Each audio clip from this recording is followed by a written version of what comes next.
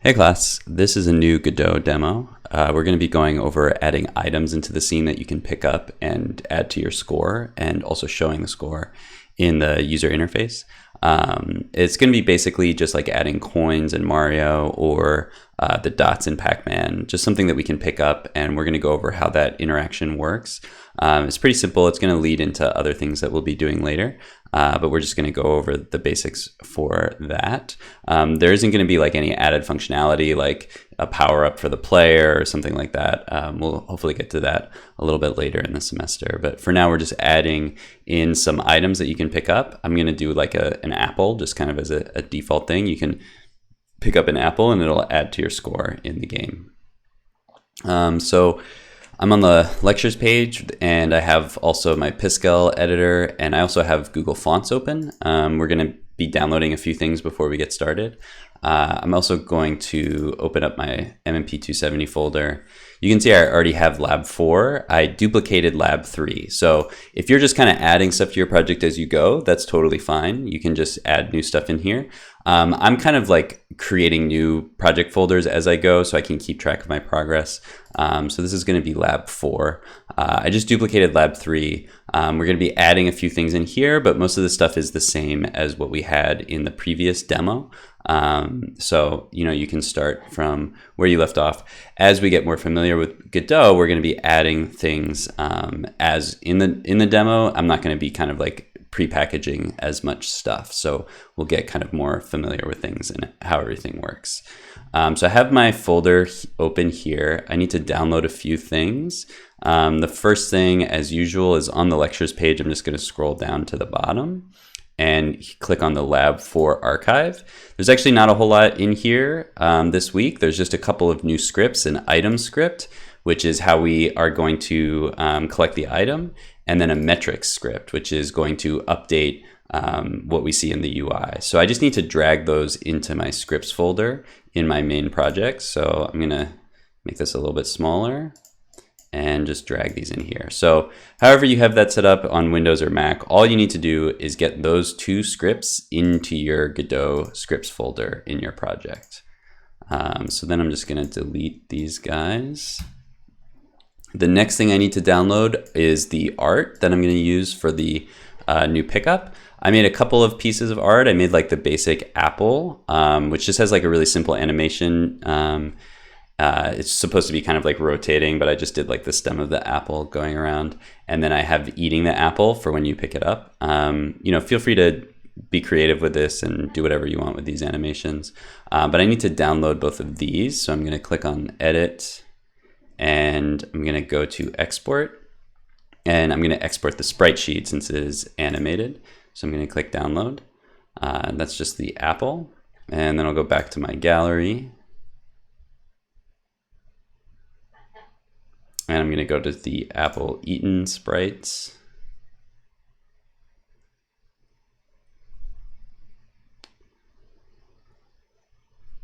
A little bit slow. And so you can see this one is another pretty simple animation where I just kind of get rid of the apple bit by bit. The last bit, there's still a little bit of the apple left, but since it's just going to disappear from the scene altogether on the next frame, I don't need to have like a empty blank frame. So I'm going to go to Export here, make sure it's a sprite sheet, click Download. I downloaded those both at 2.0 scale, so hopefully that'll look good. If not, I can re-download them. Then I'm going to go to this Google Fonts page. You guys have probably seen this before, especially if you've been in another MMP class at some point. But basically, usually use Google Fonts to add to a website by embedding it in your CSS or your HTML. We're actually going to be using some text today in Godot, and there is a default font, so you don't really need to do this, but the default font is probably not going to match your scene. It's just kind of this default. You want to make sure to get something that matches your scene, and Google Fonts is a really good way to do that because you can actually download the original font files, which you can package with your game. So I'm going to download a font here. I looked around a bit and I found this font that I think is pretty cool, so I'm just going to click on this. and then go to download family. So you guys can look around and find a font that you like. If you find other font files in other places, that's fine as well. But with Google Fonts, we know that they are open source because they're available to use wherever. And it's easy to download them. And we know that the files are going to work. So we get this nice little TTF file. It's only 60 kilobytes. We're going to package that whole thing with our project, and it also has its own license built in here, so we can include that with the project as well. So now I'm just going to drag these files over. First, I'm going to put my Apple graphics into my sprites. I realized I made the apple green, even though I've been making most stuff white, but you could still change the color if you really wanted to here. And then I'm going to drag over my Creepster font. I'm going to make a fonts folder just to kind of, make sure everything is nice and organized. I only have one font that I'm using, but if I decided to add another font later, I would definitely want to have a folder for all of them. I accidentally put that in my scripts folder, so let's put it in the fonts folder. And I just need that TTF file. The license is good to have that package there. So I'm going to delete this zip file. And so now I've got everything I need to get started. So I'm going to go and open up. So I'm just going to double click project.godot. This should work if you're on Mac, or if you're on Windows, you might need to set it up. You need to have Godot somewhere where you can find it. You can always just open Godot first and then go and open the project as well. So I'm going to double click that. So we're going to be adding some stuff here. The scripts we're just going to throw on there. We don't need to edit the scripts, hopefully. But when we open the Godot project now, since we have the start menu, that's what we're going to see at the beginning. I'm not going to be editing the start menu. So I'm just going to X this out and then go to scenes. And we're going to start by adding a new scene for the item, and then we're going to add what's called an instance of that scene into our main scene. So I'll talk more about what an instance is in a bit, but first I'm going to add a new scene just for the item. This is going to be a little bit like our player scene, where we just kind of have this centered art with a collider and a script attached to it. So we're going to do this for our item scene. So I'm going to left click on scenes and click new scene. And I'm going to call this item and click OK. And I'm going to create a root 2D scene node. Actually, I don't want a 2D scene node. What I want here, let's change the type. What I actually want is an area 2D. And so an area 2D is a little bit like a physics body, except it's not going to create collisions. So we know when we overlap with the area, but it's not going to like stop the player from moving. So we need to know when we're overlapping with the item, but we can't run into the item. We just collect it. So I'm going to change this to an area 2D, and I'm just going to rename this to item. So that's kind of like our main item. And then we need a couple things in here. We need a collider so that we know when we're in the area. So I'm going to go ahead and add a 2D collision shape 2D. Click create. And then my art is like a circle since it's an apple. So yours might be a different shape, but whatever is the most appropriate shape, go ahead and throw that in there. And so then we want to add our art in here. I'm going to use an animated sprite for this. Last time we used an animation player to do some animation, but I'm actually doing some stuff in the code.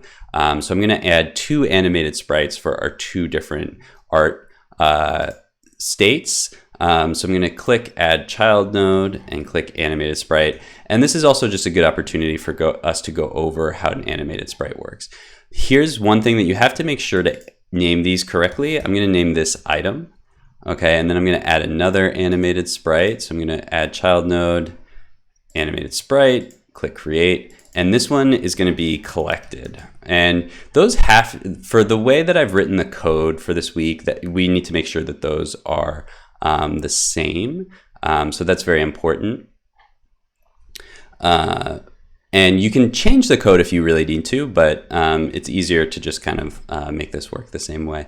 And actually, we can take a look at what I mean there. So let's go, I'm actually going to go back to small here. So let's click on our item, and we have to add the script. So let's go ahead and do it. I don't know if you can actually see it. So let me just turn this off for a second. So it's all the way down here. On the area 2D is the script. And so I'm going to load the script, and I just go to scripts and find item.gd. I'm going to open that up. And real quick, if we go over to the script tag or the script area and look at item, you can see that it uses the term item as well as the term collected. Okay, so those have to match what's in our scene. If you change both of them and they match, then that's great, but otherwise it's not gonna work. So let's add our art now. So I'm gonna go to the animated sprite item first. This is an animated sprite, so it actually uses a slightly different setup than the animation player. We're gonna go to this area that says frames, and we're gonna make a new sprite frames and then just click on that. And that's gonna open up this little editor down here. And what we're gonna do is click on this little grid guy. That's what's gonna let us open our sprite sheet and put some frames in there. So I'm gonna go to sprites, and this is my default apple that we'll see in the scene. I'm gonna click open. And then I need to make sure that the horizontal and vertical match the art. So I have 2 across and 2 down. So I'm going to do 2 for horizontal, 2 for vertical. And then I actually have to click on each one of these frames and then add 4 frames. So if you mess up, you can add frames using the toolbar up here to like delete frames or move frames or add new frames. But it's a little bit easier, to just actually start from scratch if you screw that up. And what I want to do now is I'm going to turn playing on. And so now we can see the preview that it's playing, and we can see that it looks right, and it'll also be playing in our scene. So that looks pretty good. I'm also going to move my collision shape down a little bit and make sure that it matches my art. So I'm going to drag this up and move this in. I'm actually going to make it a little bit smaller than the apple because I don't want to clip too early. So that looks pretty good. I'm seeing a little bit of the apple here. One thing that I forgot to show is you can see there's a little bit of space around the apple. If you need more space, you can go to resize, and mine's 24 by 24. I might need it to be a little bit bigger, like 28 by 28, something like that. I'm not going to re-download it right now because my internet is seeming to be kind of slow. But if you need a little more space, if you see like this little artifacting, you can kind of see right here, you just need to add a little bit more space so it doesn't clip over the edge. Oh, and you know what? I always forget to do this. Let's go ahead and change the import filter setting. Maybe that will help things a little bit. So I'm going to turn that to off for both of these and click save. That doesn't seem to have changed anything, but I always forget to show that. So we want to do that as well. Anyway, so we've got our basic apple state. So the next thing we're going to do is have a collected state where once we hit the apple, it's going to play a different animation. This is very important. Like, we don't want to just make the thing disappear because the player might not understand what just happened if it's gone in the next frame. We can show just a short animation that shows that we're collecting it. In this case, I'm going to be it kind of looks like he's eating the apple. So we're going to do the same thing here. We're going to update our animated sprite. So I'm going to go to frames and new sprite frames. Click on the sprite frames. This one's going to be slightly different, but pretty similar. I'm going to click on the little waffle guy again, and then click on my apple eaten graphic and click open.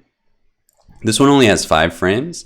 So the vertical is 3 and the horizontal is 2. It's hard to see, or actually I got that wrong. The horizontal is 2. Yeah, you can kind of see it's a little bit small here, but if we zoom in, this should, look pretty evenly spaced. So that looks pretty good. And then I can choose my frames here. There's an extra frame since I only have 5 frames in this animation. So I'm just going to choose the 5 that have graphics in them and click add 5 frames. And let's turn off our other item for a second so we can see this. So for this one, I'm actually not going to turn playing on because it's not going to be visible at the beginning. And I'm also going to turn loop off. I also might make this a little bit slower. You can control the speed here. So I'm going to make that a little bit slower. I'm going to make it 4 frames per second just so we can see the animation happen because it's only going to happen once. So I'm going to save that. And then in the code, what's going to happen is it's actually going to make the apple visible and play the animation. And when the animation is done, it's actually going to get rid of the item. So a couple things that we have to do to make sure this works correctly is turn the item graphic back on, turn the visibility of the collected graphic off, and then we also have to connect this signal. So there's a signal in the script right here on collected animation finished. And that's, you don't have to change the script at all, but we do have to connect that signal. So I'm going to click on the collected graphic, go over to node. The signal is just right at the top, animation finished, just double click on that. And it's already finding that method, so we don't have to do anything else. We can just click connect. And it's already going straight there. This thing that says queue free is what actually takes it out of the scene. So basically when the animation is finished, it's going to remove the item from the scene. So we don't have to worry about it being there anymore. So yeah, that's pretty much it for the item. We can go ahead and add this into the scene and see if it works. There's a special way to do this, so I'm going to go over that now. So I'm going to double click to open the main scene. And I did a little bit of rearranging in this scene to make it look more like a, oops.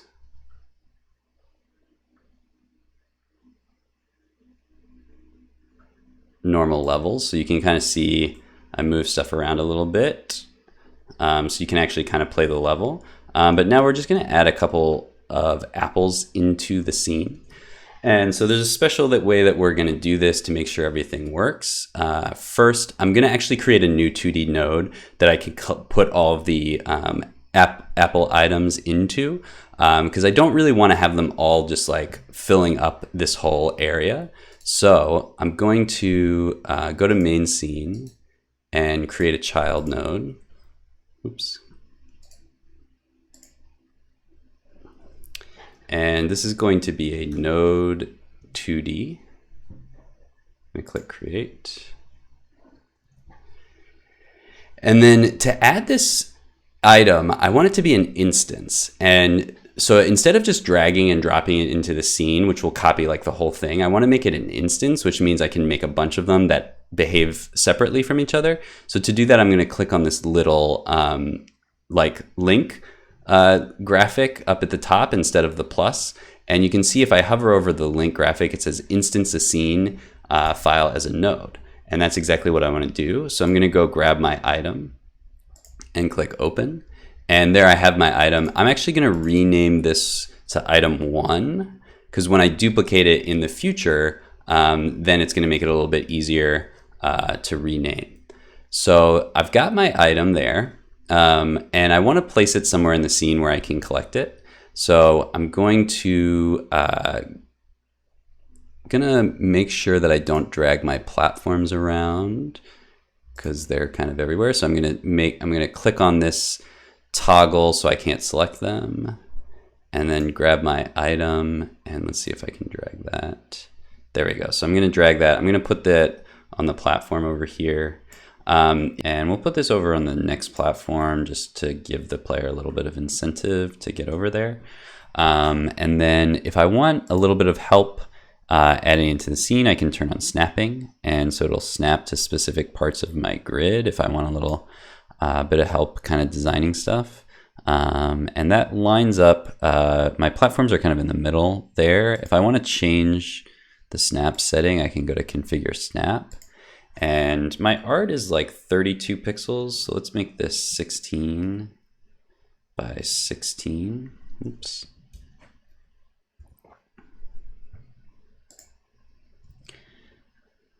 And so we can kind of, since it is centered, we can kind of move it around.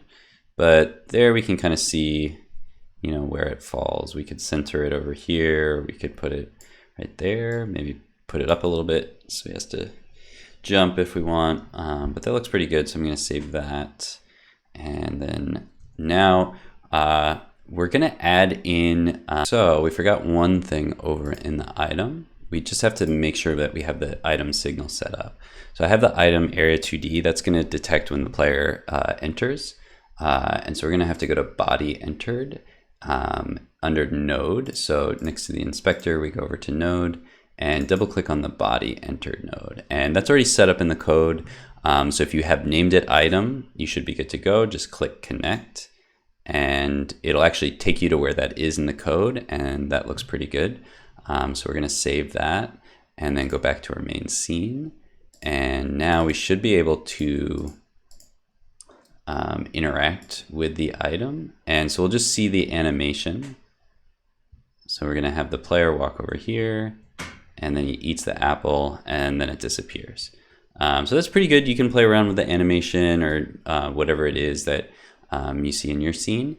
So that's pretty good for there.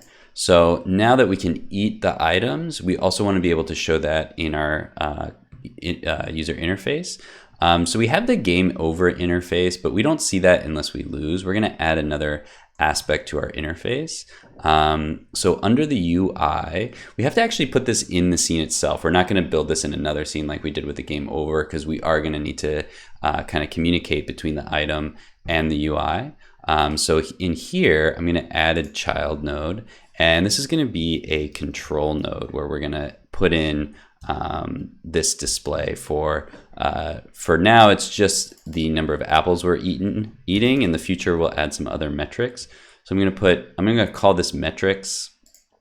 And for the layout, I'm going to do full rectangle. We're going to put this in the upper left corner, so it's not going to really matter if it has everything in the regular layout system. But when we add stuff later, we're going to want to have that set up correctly. So under metrics, I'm just going to add first actually the same Apple graphic that we had before. So I'm going to use an animated sprite for this. There's not really a great way to do this with an actual control node, but we don't need to interact with this part of the UI. We just need to throw our sprite in here. So we're going to add an animated sprite. I want to make sure to change the name of this, even though we're not going to be referencing it in the code. We want to be able to make our scene, everything in the scene makes sense. So we're going to change the name of the animated sprite to item count. Or actually, let's call this item icon, so we know what that's for. And you might have a different item. You can call it item, you could call it something else. In this case, it doesn't really matter. And actually, now that I'm over here, I'm realizing that I never named this items. So that should be items, this section down here. So then for our item icon, let's go over to the inspector. For our frames, let's see if we can actually load the other frames. I don't think we can. Okay, so let's just make a new one. So we're going to go to new sprite frames, double click sprite frames, and we're just going to do the same thing we did before. I'm going to click on the waffle, go to sprites. I'm going to take my default apple. I guess you could take the apple eaten or your other animation, whatever you want to use here. Just an animation of the icon, just so we know, what the metric represents. And I'm going to choose all of my frames, add 4 frames. And I want to make sure to click playing so that it starts playing. And I also want to leave loop on. Everything else looks good. And this is in our UI layer, so it's not going to move as the camera moves. It's just going to stay up here. And let's see, maybe we can make it a little bit smaller.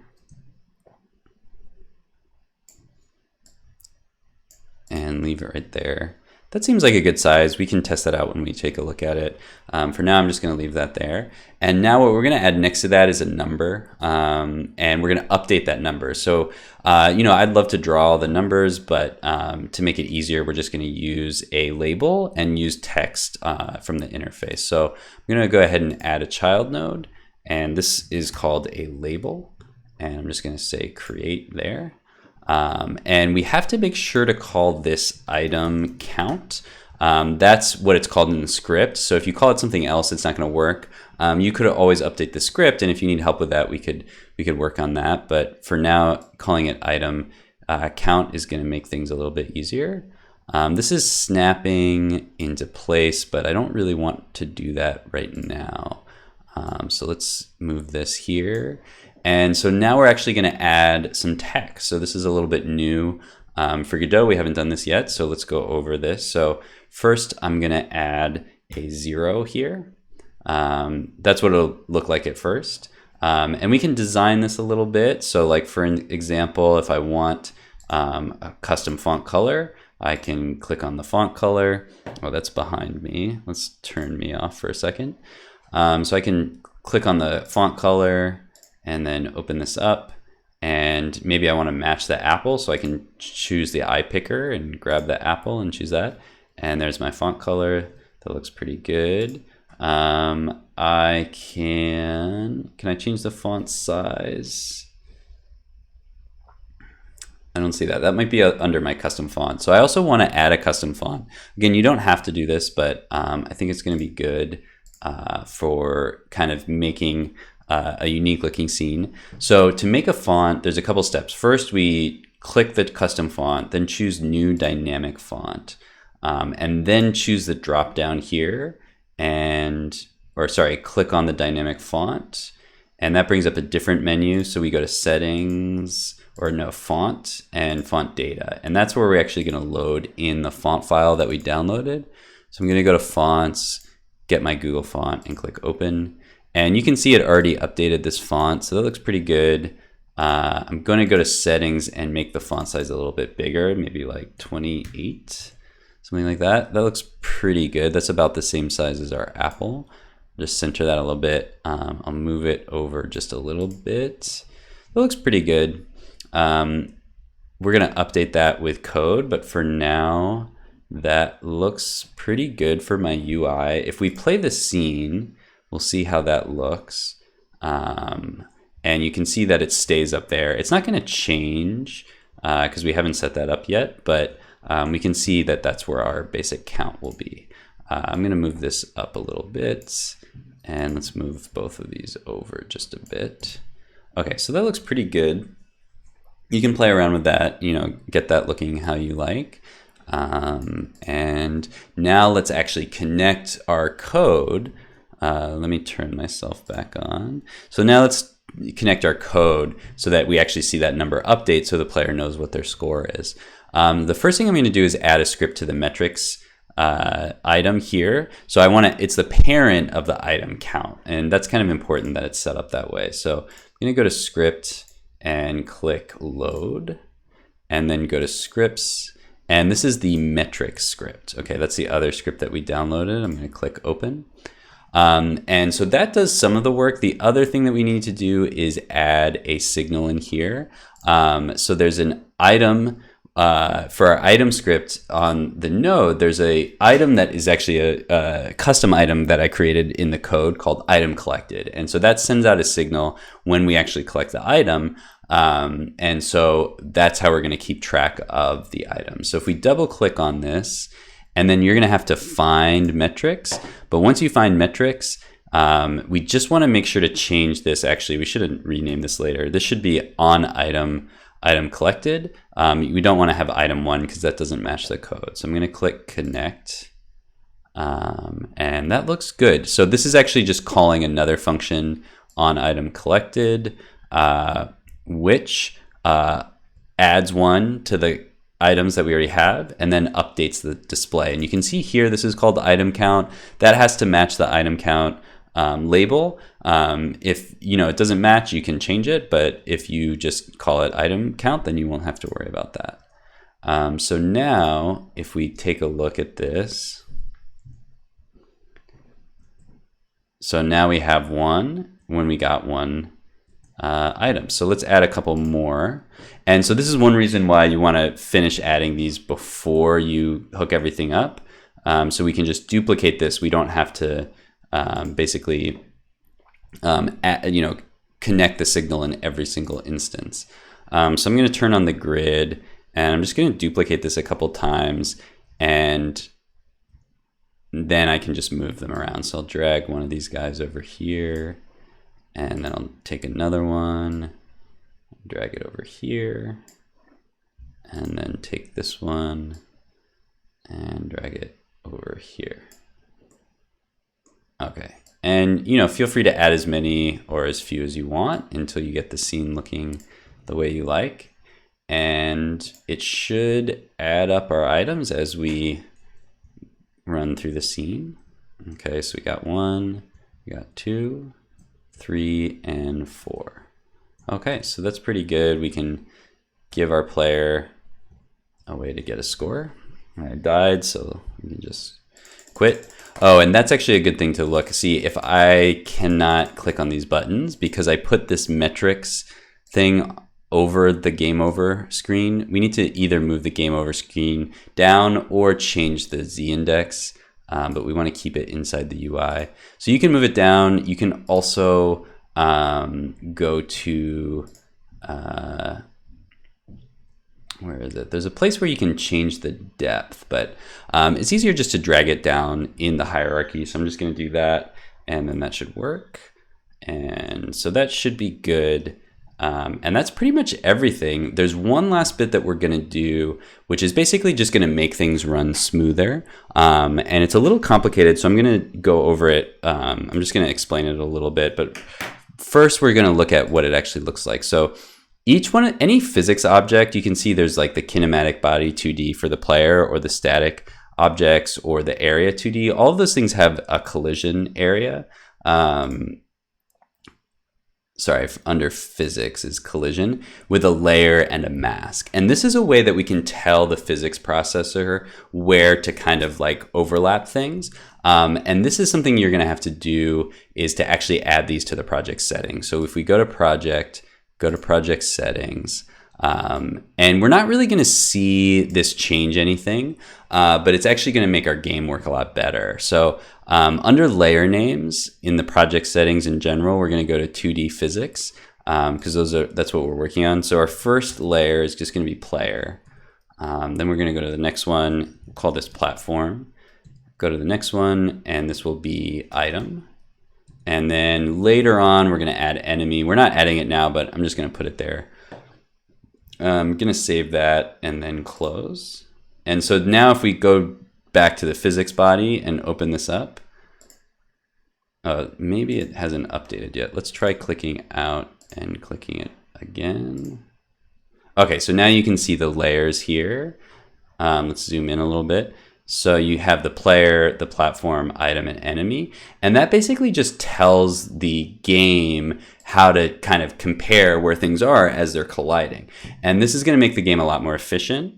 If we think about basically what's happening, if we have like our player here and our item here and then our platform here, what we need to know is if the player is on the platform and if the player is hitting the item. We don't need to know if the item is hitting the platform. We also don't need to know if the item are hitting each other. And with our game, it's very simple right now, so it's not really going to change the performance that noticeably. But as we start to add tons and stuff to the game, you can start to see how this really takes up a lot of time. Because if you're thinking about it, if we're the player and we're checking to see if we're colliding with everything, we have to check the platform, we have to check the item, and we have to check this item. Then we have to go to the platform, we have to check against the player, we have to check against the item and the item. Then we go to the item, check against the player, check against the platform, check against the other item. Then we go to the other item, check against the player, check against the platform, check against the other item. And so at that point, we've done 1, 2, 3, 4, 5, 6, 7, 8, 9, 10, 11, 12, 13, 14 different physics calculations. But I don't really need to do that. I don't care if the platform interacts with the item, so we can cross those two out. I also don't care if the item interacts with the other item, so we can cross that one out. We also don't care if this item interacts with this item or this platform, and then this item with this platform. So just by doing a little bit of pre-planning, of thinking about what interacts with each other, we can eliminate 1, 2, 3, 4, 5, 6 of those calculations that the processor has to do. And then if you multiply that by tons of platforms and tons of items, you can see how that really starts to save the computer a lot of work. And so the way that this works is that each item, let's use our player as an example, each item has a layer, and we have a bunch of boxes that we can check, and it also has a mask. Okay, so the layer is which layer the player is actually on. So we're going to check that one. And then the mask is what it checks for. So for our mask, we might check against the platforms. We're not going to check against ourselves. So we're not going to do the player. We might check against the items, and we might check against the enemy. So the layer is where we are, and then the mask is where we're looking. So then for our platforms, our layer, we're not going to be on the player. Okay, so we are going to be on the platform layer, and then we're going to ignore the other two. And then for our mask, for the platform, we only right now care about the player. We might care about the enemy later, but for now, we're only looking for the player. Then for our items, the little apple, for their layer, they're going to be on the third layer. So we're going to check that one. And then for the mask, they're only looking for the player, that first one. They're going to ignore the platforms, they're going to ignore the other items, and they're also going to ignore the enemies. So that's how we can kind of set things up to tell the physics engine what to do. So let's go to the player, and we're going to leave it on this layer, and then we're actually going to turn off that mask layer. I actually don't have to do any of the other mask layers. I might need to change this later, but for now, as long as one item is looking for the other, that's fine. So then I go to the platforms. Parallax background doesn't have physics, so I just ignore that. Go to the platforms, and let's find the tile map collision. And so we are going to be looking for the player. So I leave that on. This is actually on the second layer, so the platform layer. So that the layer again is where we put the item itself, and then it's going to be testing against the player option. So we'll just leave that as it is. So that's pretty simple. The UI we can ignore. I should have done this with the items before I duplicated them, but basically we're just going to put them on the item layer. So that's the item layer, and take them off the player layer, and then they're going to look at the player, but not the platform. So it's actually pretty simple. I'm just going to update these other two guys. Again, I should have set this up before I duplicated stuff. So hopefully, maybe you watch this part first. I don't. Anyway, it's not that, it doesn't take that long to fix. It's not going to make any noticeable change to the game, but it is going to help the performance.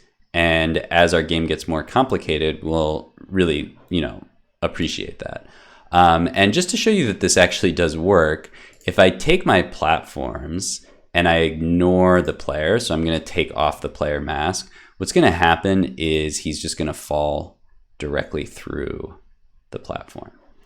And so by turning on the mask, it's going to look for the player, and that's what's going to enable that collision to occur.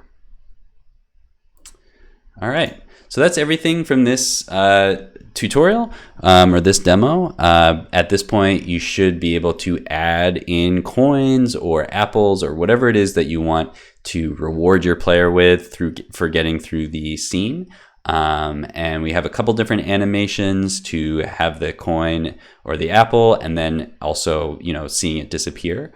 And we have our mask and layers as well as our UI to make sure that we, can see everything that's happening. So that's it for this video. Let me know if you have any questions on Discord or whatever, and we can go over it. And I'll see you guys in class.